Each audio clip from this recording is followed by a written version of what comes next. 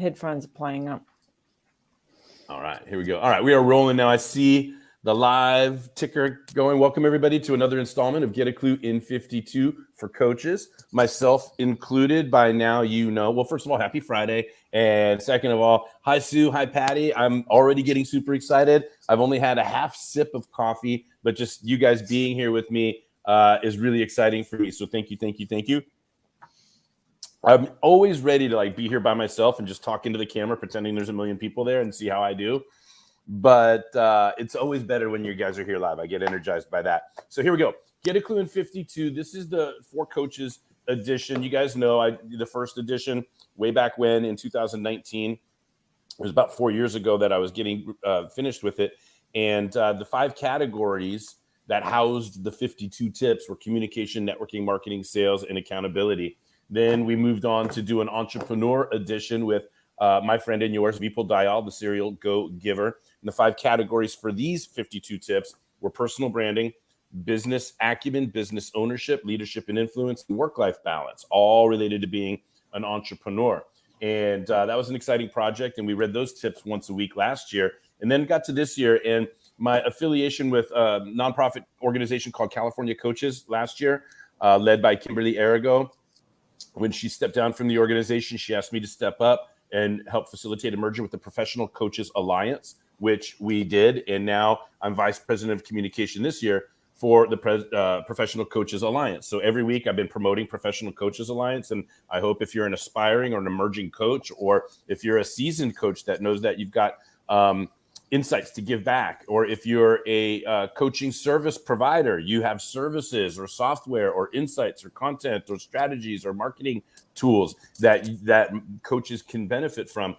These are the types of people that we want in the community. That, we're not in the Professional Coaches Alliance to teach people how to coach.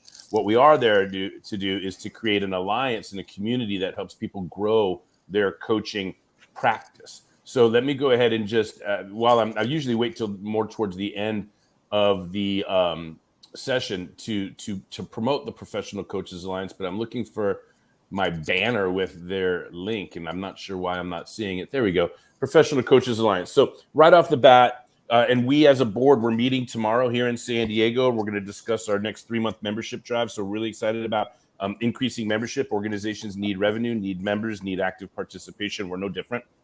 So we're encouraging to get on board. But having said all of that, that was the reason my affiliation and my nonprofit volunteering in these organizations that are supporting the profession of coaching is what led me to do this set of tips. These 52 tips are all about being a coach. And so the first section of tips here was all about self-promotion. We become a coach. We have to get used to the idea of calling ourselves a coach, other people calling us a coach, letting the world know that we're a coach. But after a while, in self-promoting, instead of promoting that we're a coach, we want to evolve to promoting that we're a problem solver. And coaching is one of the ways that we can solve problems for people's lives, teams, careers, businesses, etc. So we had 11 tips in self-promotion. Then a lot of great Kluby snacks there. Then the second section of the book, we had 9 tips that got us to an even 20. 9 tips in engagement and enrollment. So it's organized chronologically. Like first we tell the world we're a coach, then we got to get coaching clients, right? So these 9 tips were all about how I developed, devised 2 complimentary coaching sessions that are, there's freedom within the framework that allows you to be consultative, allows you to have appreciative inquiry. It allows you to demonstrate your subject matter expertise. It allows you to build rapport. Not in any of those orders, by the way. We'll start with rapport. But there's these things that we want to do when we're selling coaching, when we want to get people engaged or enrolled, which means getting permission to lead. Whether we're a supervisor, manager, director, VP, business owner in an organization, or an executive director in a volunteer organization with a committee of people that are assigned to us, or whether we're a coach and building a coaching practice, wanting people to pay us for our coaching. Either way, we need to get people engaged. And what does engagement mean? They're so excited about what they're doing that we have permission to help them do what they want to do, help them get where they want to go. Permission to lead is the goal of all of that. So there was 9 tips there. And it's, it's another way of looking at it. There's like sales training, but it's not commission breath sales training. It's consultative, appreciative inquiry, deliberate. Anyway, I'll move on. Now, the exciting part about the third section of the book is that today's the last tip in these set of 10 tips in the third section. Starting next week, we move to accountability, and then we're going to close the year with 12 tips on practice building. And it's going to be a lot of fun. I've been previewing for you, Sue. I don't know if you peeked ahead, but you see my face light up when I think about the jovial stream of consciousness nature and like the music that was in my head while I was writing those tips. And I'm going to be singing the last 12 tips of the year. And I hope that you sing with me. So read ahead and start practice, loosen up those vocal cords, because after today, we got 10 weeks in accountability, and then we'll close the year with 12 tips on practice building, and we're going to do it in song. I'll actually preview. The music is 99 bottles of beer on the wall. Okay, so that's the tune. Okay, so that's all I'll say for now. You can read ahead and skip ahead if you want. Okay, but what we're doing today is we're closing out these 10 tips on motivation. So before I get to the very last tip, let me review the first 9 in this section. Before I do that, let me say again, we promote ourselves as a coach, we enroll coaching clients, then we got to coach our coaching clients, right? And it's not just for coaches. If you're a leader, a manager, a director, right? What separates management from leadership? Managers manage to the numbers, but leaders manage to the potential of the person that's directly reporting. Okay, so if you want coaching skills in your leadership toolbox, pay attention to what we're doing here. It all maps, it all applies. Okay, so the first tip in this section was to be aware of major macro outcomes. If we decide that we need to provide motivational coaching, there's really one goal of that, is to change behavior. But there are 6 other outcomes that are important to keep in mind. And if we have a wherewithal for those 6 outcomes, well, number one, we won't put as much pressure on ourselves to be perfect as a coach, because if we can get any of those 6 objectives achieved, we're good.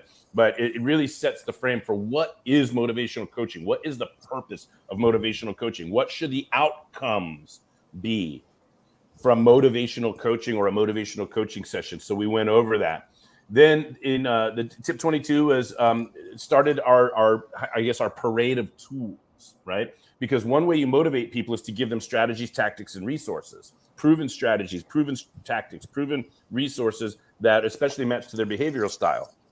I had a conversation yesterday with a brand new client about one strategy I would recommend for her, because I was looking at her assessment reports and I understood her behavioral style. And I told her about 4 strategies that I wouldn't recommend for somebody with those graphs and those charts and those instincts, right? So anyway, it's not just strategy, it's matching strategy to behavioral style, but some of this is one size fits all. So we have strategies for emotional health. We have strategies for physical health. We have strategies for improving, repairing, attracting, doing the work and keeping relationships together, cherished relationships. Lots of tools there. That was a big section. Remember, I think it was 3, 4, 5 pages or something like that. As a matter of fact, I think I just got done reading it 20 minutes ago. It was that bit. Joking. Thank you, Patty, for laughing. All right. And financial tools. Now, I know way more about finances now than when I became a coach. And it's not necessarily because of my own financial situation, but all of these amazing people, business owners, entrepreneurs that I'm coaching, I'm picking their brain, I'm learning, I'm taking notes, right? And so it's been wonderful, a wonderful source of education to be a coach, because of the things that our coaching framework, the content, and the strategies that we receive from our clients, right? So I give a nod to Vipul Dayal, who I've learned a lot from about finances and business ownership and limiting liabilities and ROI. It's a wonderful fringe benefit of being a coach, that you get to see what's been working for all of your clients on the way to helping them to the new things that they need to do. Really, really cool. So I've benefited a lot. My financial life is way more sound than it was when I became a coach. And it's not the area that I promote and lead with is why people are going to hire me, because of my financial strategies. It's other stuff, but I have enough financial strategy to get somebody willing to talk about their finances, where then I can go refer them to financial advisors, fiduciaries, estate planning attorneys, etc. So there we go.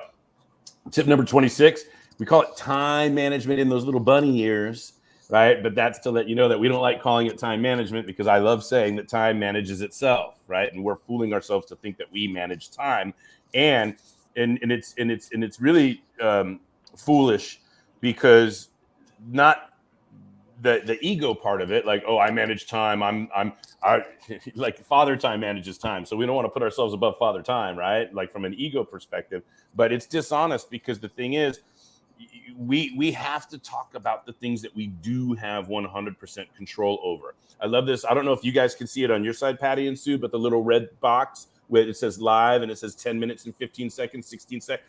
That thing, whether I say anything or not, that thing's going. I don't control time. I control what I do in time. I control my decisions, my priorities, my goals, my commitments, my word, my actions, my behavior. So we're encouraging everybody, and you as coaches encourage your clients to make sure that when they're managing things, that they actually have 100% control of, rather than fooling themselves into thinking that they manage the unmanageable. I don't manage gravity. I don't manage fire. I don't manage water, right? Like I manage my decisions, right? I don't manage the elements of the earth and laws of physics. All right, next. Tip number 27 was basic business tools. And by the way, I said in the introduction for the book that most of these tips, although there's a lot of depth, a lot of substance to them, I still want you to believe them to be basic. There's no way I can cover everything about a tip in just the amount of space I've dedicated in the book to a tip, right? We want to scratch surface, create discussion, get the juices flowing around these different areas and topics and strategies and so forth. So basic business tools we covered in tip 27, but we could talk for 5 years and not get to every business tool that's out there, right? So thank you for that nod. Along the way, we offered some freebies, like a free copy of 8 Steps to Fearless Public Speaking if you want to use public speaking to promote yourself, but you're not so sure about how to get the gigs and how to structure your talks, and you're afraid of public speaking, which isn't true. You're afraid of preparing to speak in public. And so 8 Steps to Fearless Public Speaking will get rid of all of that fear and trepidation and how do I. We just take you through the 8 steps and then you're ready to go. We also have some other freebies that I'll wait till the end of the session to promote. And then let me continue reviewing tips. Tip number 28 was productivity tools.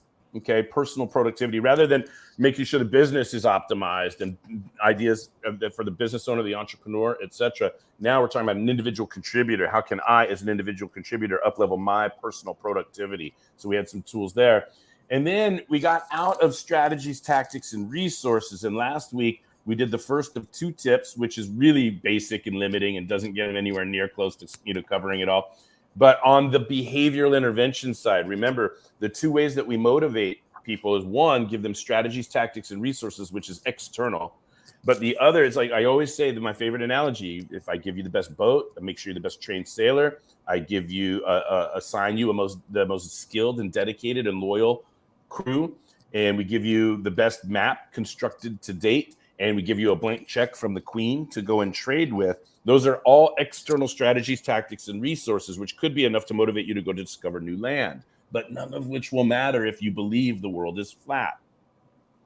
So what last week's tip and this week's tip is all about is, what do we as coaches do when our clients think the world is flat, or when any limiting belief or misinformation or degree of ignorance, and willful ignorance or just pure ignorance, right? I'm a big fan of pure ignorance rather than willful ignorance. I'd rather deal with, innocently ignorant than willfully ignorant, if you know what I'm talking about, right? But it's check up from the neck up. That's what we're talking about. So that was last week is we talked about ingredients. If we're going to do an intervention, what are some of the ingredients that we need? What are some of the tools and understandings and knowings that we would bring to an effort to replace a belief? Oh my goodness, what a huge question. If a belief is a feeling of certainty that something is true, we now have to imagine what it must take to replace a belief. This is dangerous territory, right? Because people have automatic fight or flight response to physical danger, but they have it to intellectual or emotional danger as well. So any information that comes along that threatens someone's sense of self, we as coaches need to be ready for a fight or flight, an attack, or what about you, coach, or whatever it is, because we're getting, now it's not just like, hey, do you want to do strategy A or strategy B? How about belief A or belief B, right? And you hear these jokes about never talk about politics and religion, never talk about politics and religion. Why? Because people have deeply held beliefs, and you're just talking into an echo chamber, or are you talking into a lot of stubborn, frozen evaluations, a lot of lack of critical thinking, aversion to listening? Because when people from different religious or political viewpoints come in contact with one another, they're not talking about facts of matters. They're talking about beliefs, deeply held beliefs, which feel like facts and the truth inside of us, right? So it's a great question that we love asking in coaching. Like, if what you believe to be true were not true, if what you thought was true wasn't true, how soon would you want to know? Yeah, right. How, like, if what you, right, if, hey, I'm not saying that it is, but if what you believed to be true wasn't true, first of all, how soon would you want to know? And then how ready are you for what is true? So I ended up asking questions like, when clients say things like, whatever it is, false belief A, limiting belief B, expression of ignorance C, whatever it is. And when I say ignorant, I mean innocent. You're right. No, you know what I mean? If people just don't know any better, you forgive people for they know not what they do. Ignorance is not a bad word. It's just a lack of information. It's just a temporary status where you don't have the info yet. It's all good, right? But they'll say limiting belief A or misinformation B or whatever it is, right? Ignorance C. And I'll say, are you as sure about what you just said? Are you as sure about that as you are that the sun will rise tomorrow? That's one of the most powerful questions that we start to get. Right? How sure are you that the sun will rise tomorrow? Pretty damn sure. Okay, are you as sure about what you just said? Right? And so now we have to have question techniques to be able to get in and begin process of intervention. But there's nothing more important than just helping somebody see that they need to see things differently in order to change behavior. So when we actually want to conduct an intervention, that takes us to today's tip number 30. We want to share with you, I want to share with you 5 steps. Okay, I'm not telling you how to execute these steps. I'm not telling you how much technique and skill and all the specific questions, although you're going to hear some of them.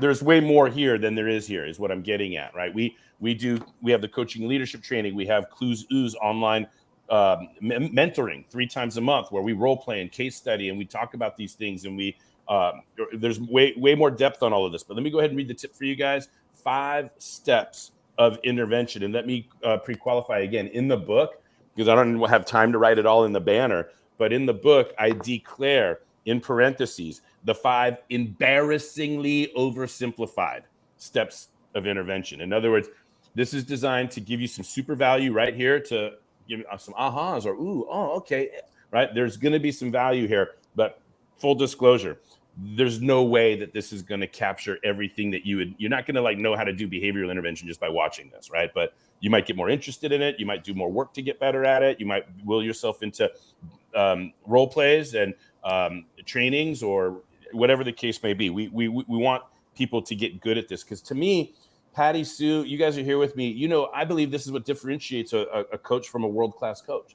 There's a lot of coaches out there running around saying, hey, I told my client what to do and they're just not doing it, so I fired my client because they're wasting my time. That's not a coach, right? A world-class coach is going to figure out why they're not executing the behavior and clean that up and then get them into action on the behavior. Or the coach is going to have more than one strategy, more than a one-size-fits-all, one-trick pony type strategy, right? A lot of coaches out there, they got good doing something, a strategy worked for them. Now they're calling themselves a coach without having done the work of understanding different behavioral styles are going to instinctually succeed at different strategies for extroverts, introverts, analyticals, etc. So going out there and calling yourself a coach with a one-size-fits-all strategy and then firing your clients when they're not doing what you say, it's not really world-class coaching, in my opinion. A world-class coach has different strategies for different people, takes the time to understand the differences in behavioral styles, matches properly the right strategy with high levels of success, and then is able to do what we're talking about right now, is get people out of their own way. Change behavior, reduce destructive behavior, increase productive behavior, change behavior. That's the whole goal of motivational coaching, is to change behavior. Now, here we go. Having said all of that, page 121. All right. Now, I'm taking a deep breath and I'm wondering how much of what I'm about to read did I just say? That happens every week where, like, remember, Sue, I'm so familiar with this stuff that in my preview of the tip, before I even get to reading the tip, I end up saying a lot of stuff that's in the tip, right? But so forgive me or laugh with me when that happens here. All right, another sip of coffee, and here we go. Full disclaimer, first 2 words. Full disclaimer that what follows is an embarrassingly oversimplified summary of the 5 steps to delivering intervention coaching. At least in the last tip, we got a lot of the at least in the last tip, what I'm saying is tip number 29, we got a lot of the overview info out of the way so as not to clutter this tip. Still, this tip can expand to a full 52 tips or even a full 5 volumes of 52 tips for each of the following 5 steps. And by steps, these can also be seen as ingredients that you may be working with at different times and not always chronologically the way that they're presented here. Even fuller disclosure, if there is such a thing.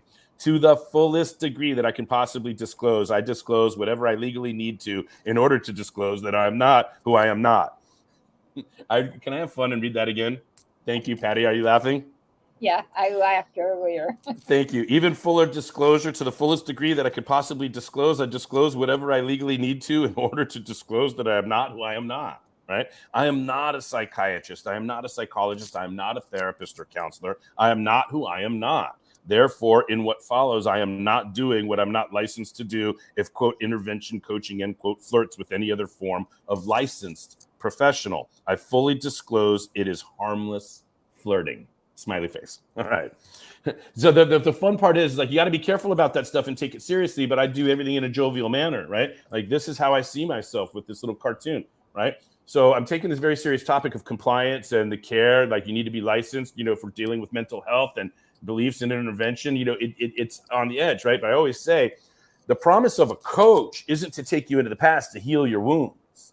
That's it, right? That's what a psychiatrist or psychologist is all about, right? Take you into the past and heal the wound. Job of a coach is to get to your future despite your wounds. So in order to do that, I may need to talk about your wounds, but I'm not trying to heal them because I'm not licensed to heal them. But I may encourage the permission that I need to talk about them, to give tools so that they aren't barriers to progress. Now go hang out with a psychologist or psychiatrist to heal the wounds or regulate the chemicals in your brain with whatever medication a psychiatrist may be able to prescribe. I don't prescribe drugs. The only drugs I prescribe are the emotions that I can elicit out of the person inside of a session, right? So it's important to be serious about it, but I also am jovial with the topic, of course. And here it is. We continue reading. I cannot prescribe drugs. I don't kick people out after 50 minutes. My promise is not to take people into their past to heal their wounds. Instead, my promise is to get people moving toward their future despite their wounds. I may end up realizing that coaching, interventions included, will not work, that a person needs a license.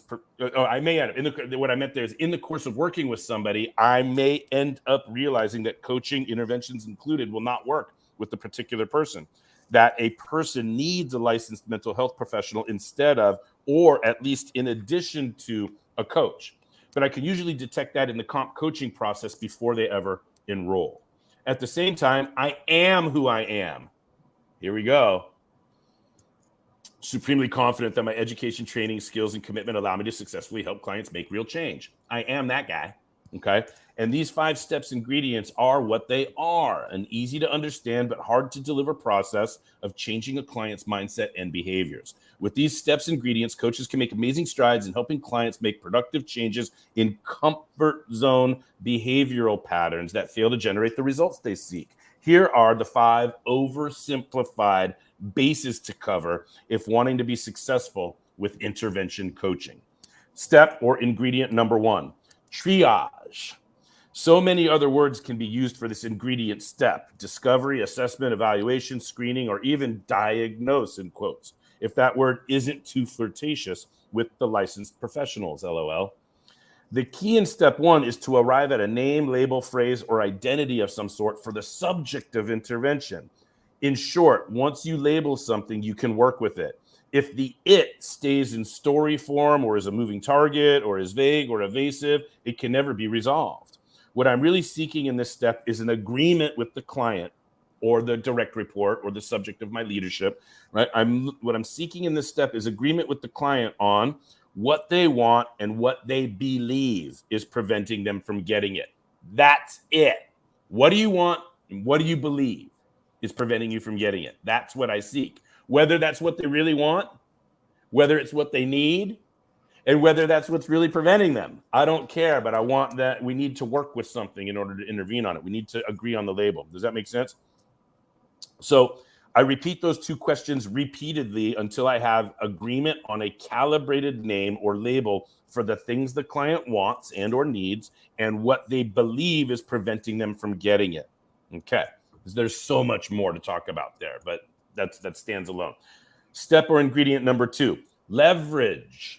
Once we know what the client wants, we need to find out how much, dare I say, how bad they want it. First, we are checking in again on their willingness to do the work, confronting beliefs, patterns, habits, comforts, and even friends, family, or peers, as we'll see in step 5, is serious work that a person will likely not do or stick with if not fully engaged in the why of it all. Second, most people go through their day-to-day existence without recognizing or deeply acknowledging what is really at stake, on the line, or in the balance when it comes to changing or not changing. Simply put, we have to ask the really tough questions to get leverage on our clients, like jamming a stick between a boulder and its resting place in order to create the leverage to move the boulder easier than we would have with our weight alone. There is risk there. You could break the stick, chip the boulder, scrape the ground, get splinters, jam your wrist, cut a finger, etc. But all of that effort is braved so that the stick may intervene between the boulder and its resting place just enough to get the boulder to move. It's the same thing for coaches when getting leverage. This is a difficult and confrontational step. Imagine asking questions such as, are you willing to change your beliefs? Are you ready to question what you previously accepted as truth? Are you willing to be held accountable and confronted when communicating through false or limiting beliefs? Are you willing to ignore cravings for the old behaviors and get through any withdrawal or sickness you experience while changing behavior? Do I have your permission to create change within you? That's heavy, right? Do I have your permission to create change within you? Are you ready to be confronted? Are you willing to imagine another reality than the one that's gotten you here? Right? I can keep going. Does this make sense, you guys? Are you feeling these questions? Right? All right, let's move on then. Step number 3, back to word for word, triad. When I learned this step, it was referred to as empowering alternative and represented the very easy to understand objective of replacing a limiting belief with an empowering one. Sounds easy enough, right? If they, meaning the person that we're leading, if they previously believed that patience is a virtue and that is why they were hesitating to take action, we simply get them to believe that time is money, which will lead to taking massive action. Simple, right? Wrong. Beliefs are just 1/3 of a person's overall triad, language patterns and physiology being the other 2 ingredients. And it is my experience that we must be able to do an entire triad transplant. Patty, that one's for you. An entire triad transplant or makeover, if you will, to really support clients effectively in this step. This is much easier to explain, demonstrate, role play, or case study in real time. In my training or group mentoring sessions, we literally roll up our sleeves and exercise triad transplants. Sue, props to you for being so courageous every time we do those role play sessions. Very, very valuable for yourself, of course, to receive. And then, of course, for the coaches in the community to be able to participate and witness that. Fantastic. Okay. Triad transplants, where we identify all the ingredients of the unwanted triad and replace them with the new ingredients of a new triad, the empowering one that leads to better decisions, behaviors, and results. Please join me online for the live stream reading of this tip. Thank you for being here, Patty and Sue. Right? In projected to be late July of 2023. How about that? I projected. It's kind of fun when you're writing in December and you're imagining July, and now here we are. Time's undefeated, right? Manages itself. Okay. So we can get into it more deeply than I can here in one-way text alone. Step 4, ingredient number 4, conditioning. Installing a new triad is one thing, but getting it to stick, stay, and successfully integrate long-term is another. Similarly, old triads don't just go away at the snap of a finger or a well-conducted coaching session. Remember, the deep-seated cellular level nature of emotional addiction. Some people do constellation, shadow, inner child work, and would argue that much of our, quote, stuff to work through in this lifetime is inherited by generational or ancestral forces from lifetimes that were not even our own. The point here is that regular deconditioning and reconditioning will be required for interventions to evolve into the truly lasting change we desire. I hope you join me live sometime, tip reading, training, mentoring, or a one-on-one session for yourself, where we can explain or further explain and role play the myriad conditioning techniques we can use to support intervention coaching. Here's a sample and woefully partial list of conditioning techniques. So 1, visualization, vivid mental pictures of desired outcomes. 2, affirmation, sentences or phrases that affirm the desired conditions using powerful, healthy language choices. 3, success rituals, creating observable practicing of the triad ingredients, actual physiology manipulations, and actual out loud affirmations of new empowering beliefs. Ask me about the rituals I used that helped me quit smoking all the way back in 2007. Next, emotional flooding, storytelling that generates an emotion in huge waves.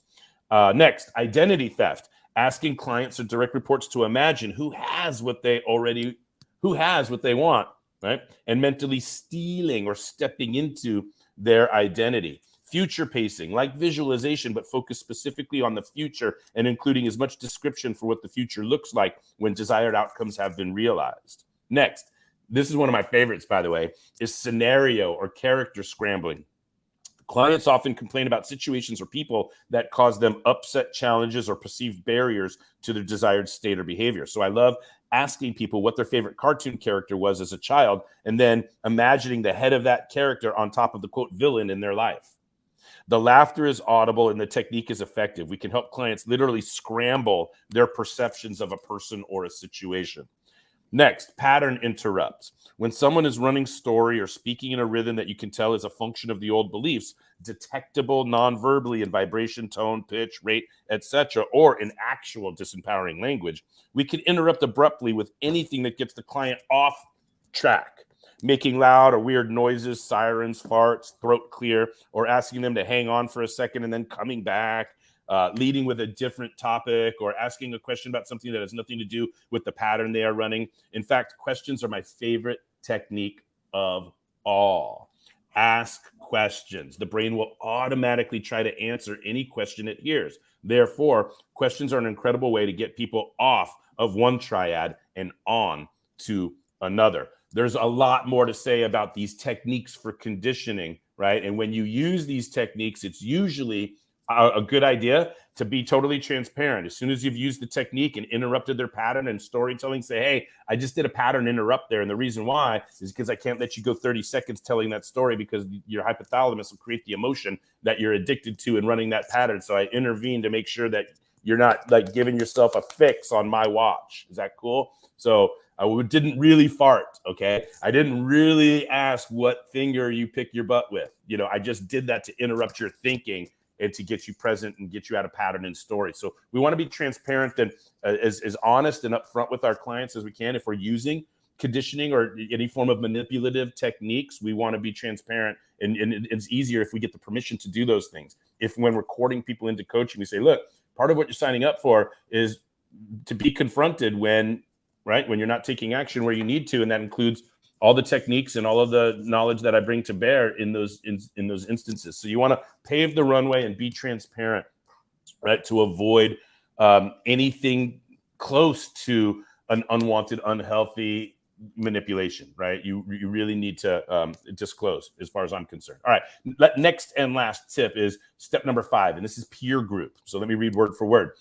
Back to the visual we generated in tip 29 of the closest friends and family members gathered in the room for the purpose of confronting the addict to make a change.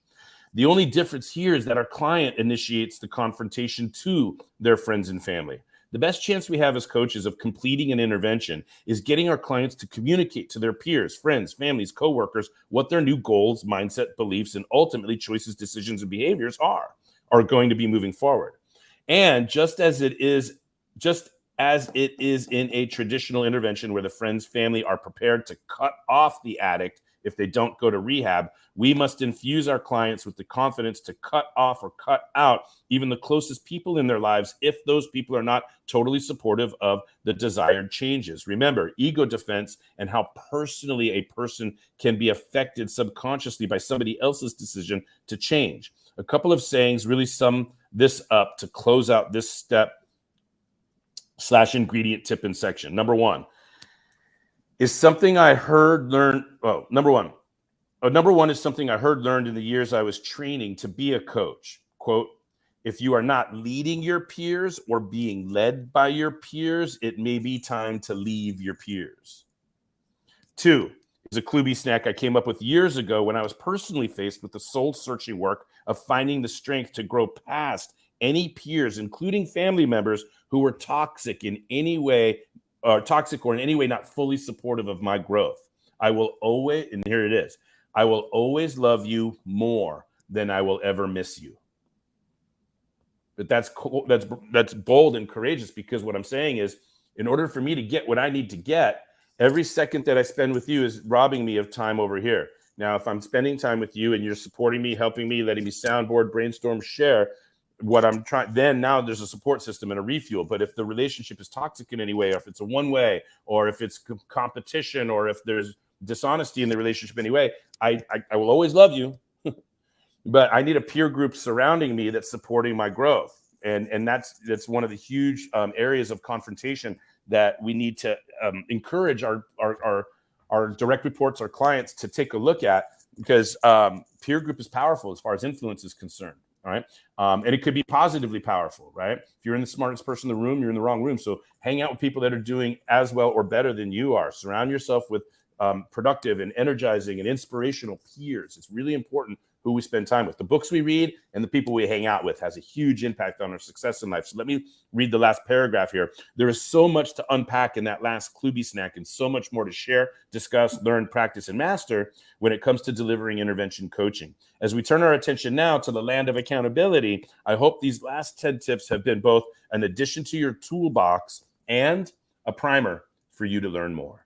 All right, there you have it. 30 tips down, 22 to go. I got chills on my arm. We're making progress and moving through it. It feels good.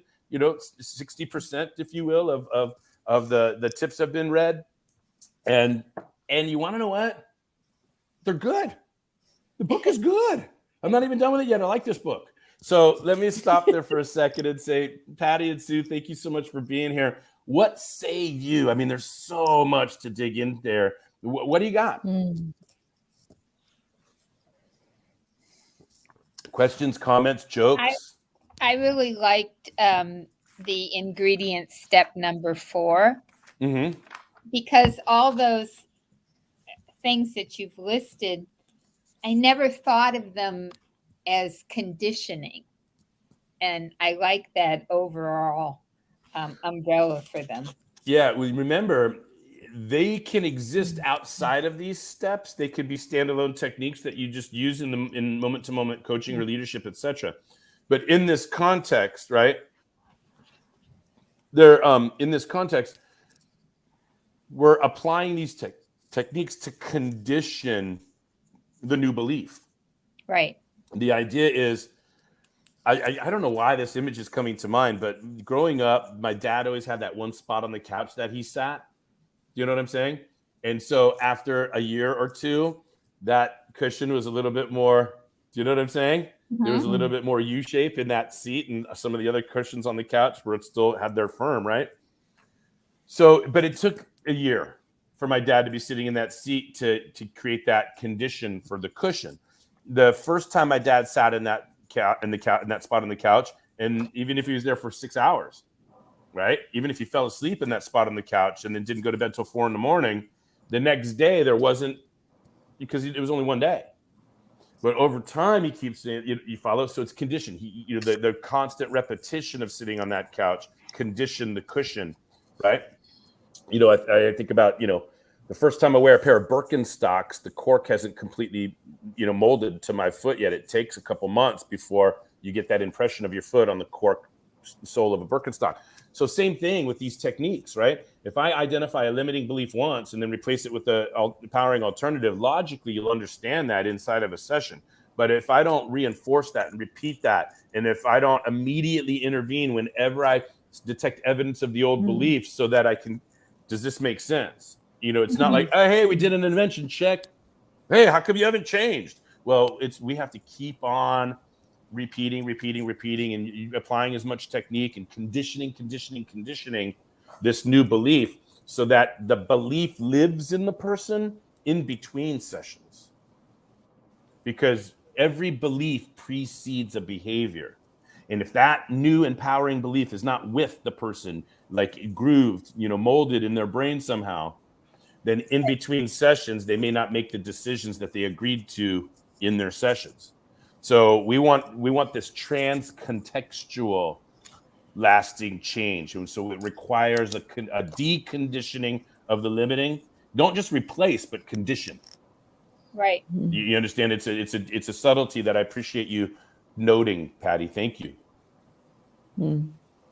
What else on that topic, or other comments or feedback or questions about what we covered today in these embarrassingly oversimplified 5 steps of intervention? Yeah, just to what Patty and you're both talking about, the conditioning. It's the neuroplasticity in the brain where you start that new pathway of thinking, and that new neural pathway, but it needs the consistency of using it to get it's the myelin sheath that develops around it to make that the preferred pathway, as opposed to a previous. That's it's not a one and done. It requires massaging, conditioning, treatment, if you will. Yeah. So that's an absolutely important distinction. What else, by way of, if anything, comments, questions, jokes, insights? Do you guys have any wins to celebrate that you can absolutely attribute to the genius of this book? Like, hey, Jeff, because of the first 30 tips, I've got these following wins in my life. Now, I'm teasing a little bit, right? But that's what we want. We want people to go out and be more confident in their, whether they're aspiring or emerging as coaches, whether you're a seasoned coach and want a reminder about some of these basics that we're bringing up, whether you're a leader and you want to input the skill sets and the techniques and the resources of coaching into your leadership toolbox, whether you're some other form of leader, like you're a broker and you want to get more productivity out of your agents, and so, whatever it is, right? Leadership takes so many forms. Any comments, questions, or tips on anything we've covered? Well, I mean, a huge win for me is having just successfully completed 4 days of hiking that was an application of many of these principles, in the sense of that whole conditioning that you start at one level, and over time you gradually build your skill level. You equip yourself with the physical equipment you need, but the mindset, the technique. And one of the hikes I did technically was so difficult.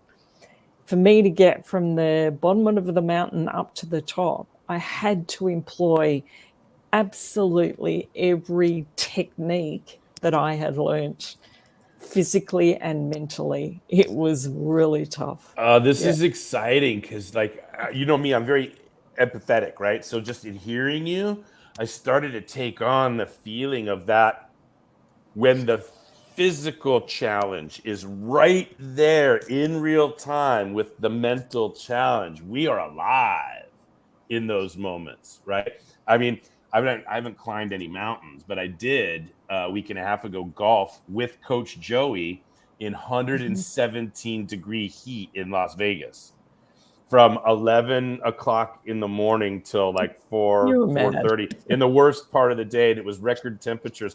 And it's just like, just to the sound of it is like, no way, no thank you. But when Joey and I were out there, we were locked on. We're like, come on, bro, we're doing this. And we were like alive because the physical and the mental, the endurance. And we thought we saw bunny rabbits like talking to us. We thought we were hallucinating at one point.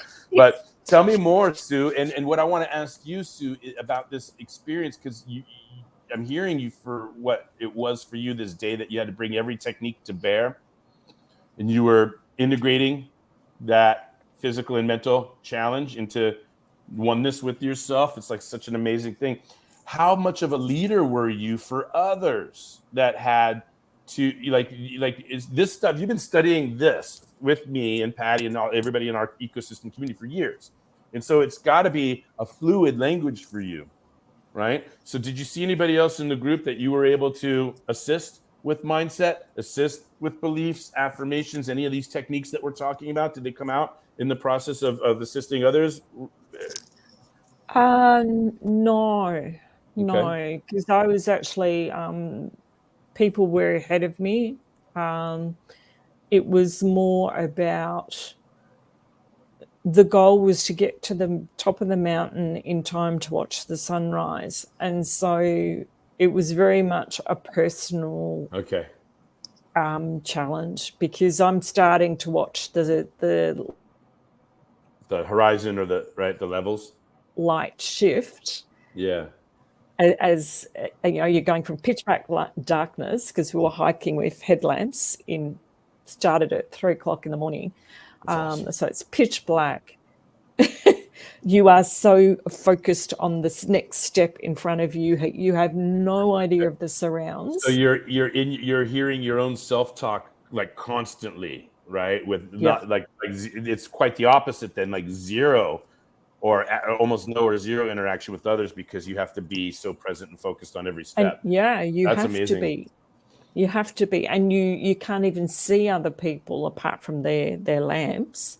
You are just so, from a safety perspective, you have to be focused on where your next step is. Now, this is. I would encourage you to find a way to craft the 1, 5, and 10-minute version of this story that would assist you when leading others, right? A lot of times and it's not pertinent. It could be pertinent to this tip today. Like, it could be one of the conditioning techniques where we story tell from our world. Especially, it's better when it's vulnerable stories. You know what I mean? When we're vulnerable, when we were challenged, when we failed, right? So that the subject of our leadership understand, right, that we know what they're going through and we have experience of fits and starts, right? On and on. And it also decreases distance emotionally, right? Like, when you started telling the story, I immediately felt emotionally what you might have felt when challenged that way. And I felt like, I love those challenges. I'm like, oh my God, this reminds you that you're alive, right?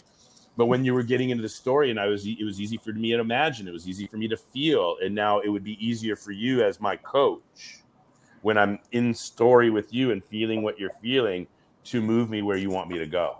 You bring me closer to you emotionally with that story of mental and physical challenge coming together, and then you can sprinkle it. I was worried here, I was concerned here are some challenges, but ultimately I made it.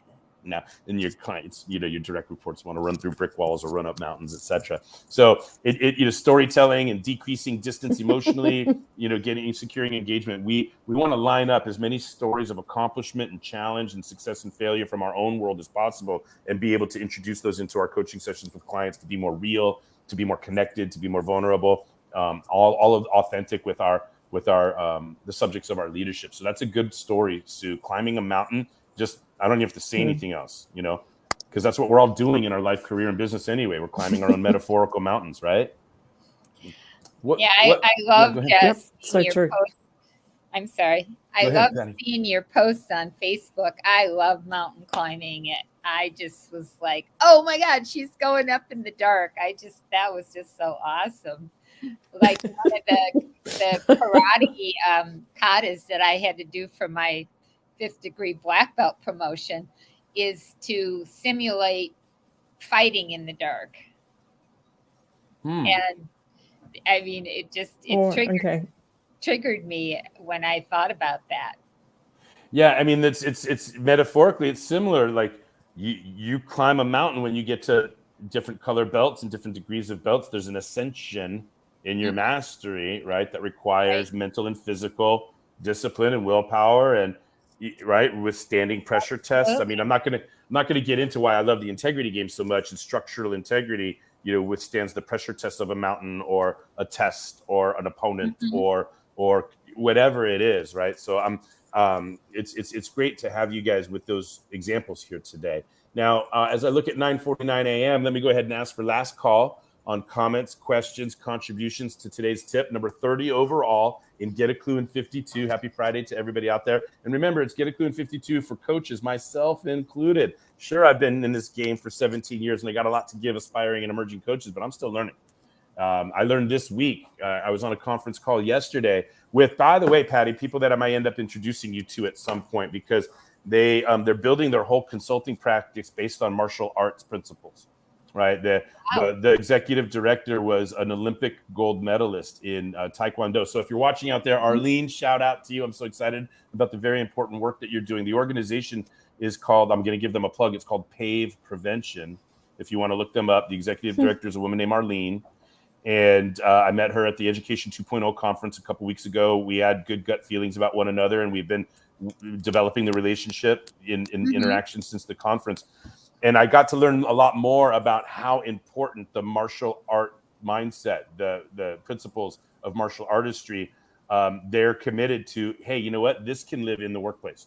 A martial arts approach to employee development. And what they really want to do is they want to reduce workplace violence. They're evolving to be able to provide so many more offerings, and they're going after major government contracts, municipalities and nonprofits, et cetera.